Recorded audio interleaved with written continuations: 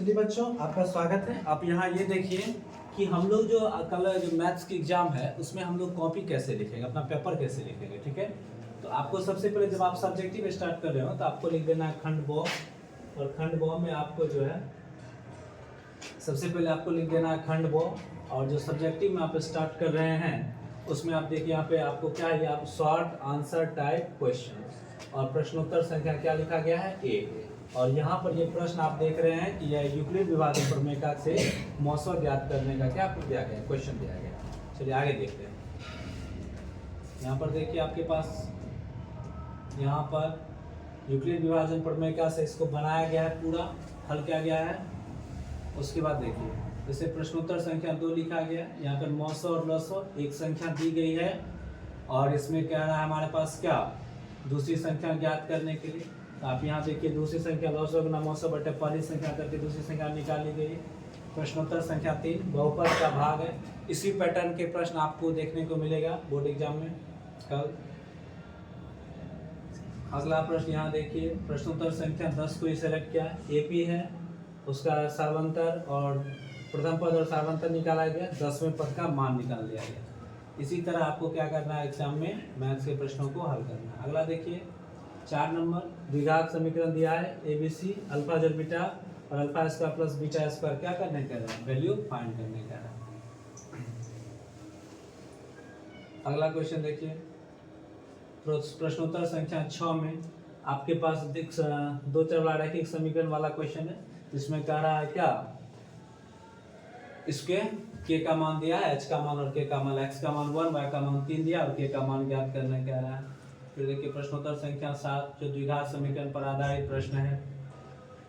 प्रश्नोत्तर संख्या 7 द्विघात समीकरण वाला हो गया। प्रश्नोत्तर संख्या 8 में शून्यकों का योग गुणनफल दिया हुआ है, द्विघात बहुपद ज्ञात करना है।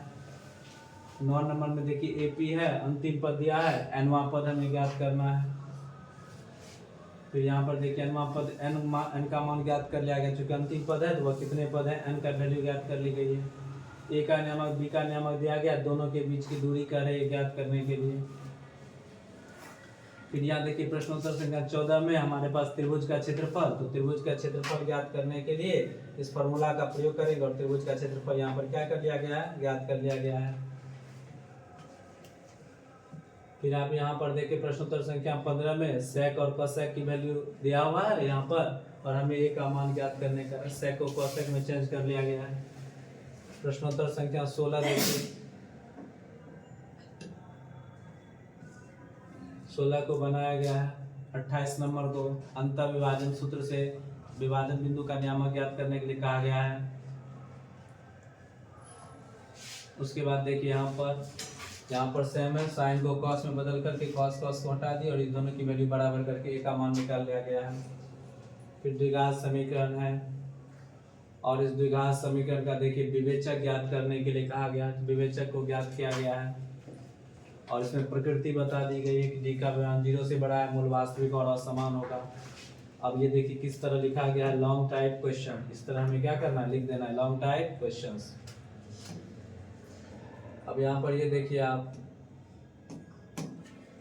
यहाँ पर इसको त्रिकोणमिति के प्रश्नों को हल किया गया है। उसके बाद ये देखिए आंधी आने से एक पेड़ टूट जाता है, ये वाला प्रश्न है।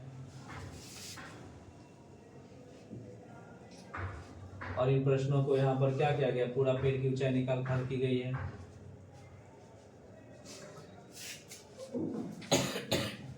यहाँ देखिए ये रचना को बनाया गया है, ये आपको रचना किया गया और इसका ये क्या हो गया, हमारा रचना के चरण हो गई। इसको आपको नेक्स्ट पेज में लिखना है एग्जाम में।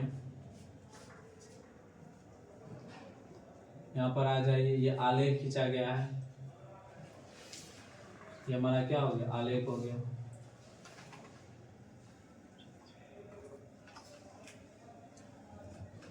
ये आलेख है और ये इसका क्या है, हल है। इस तरह आपका ये पेपर पूरा क्या किया गया, लिखा गया। एक बार आप इस पूरी की पूरी झलक देख लें।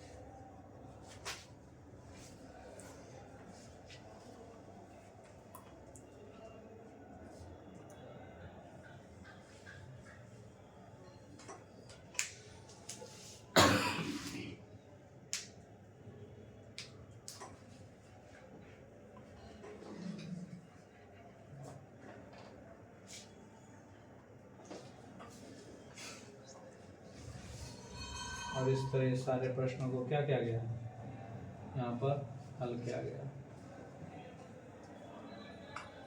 इसी तरह आपको क्या करना है, हल करना है। यहाँ पर ये लॉन्ग क्वेश्चन हो गया।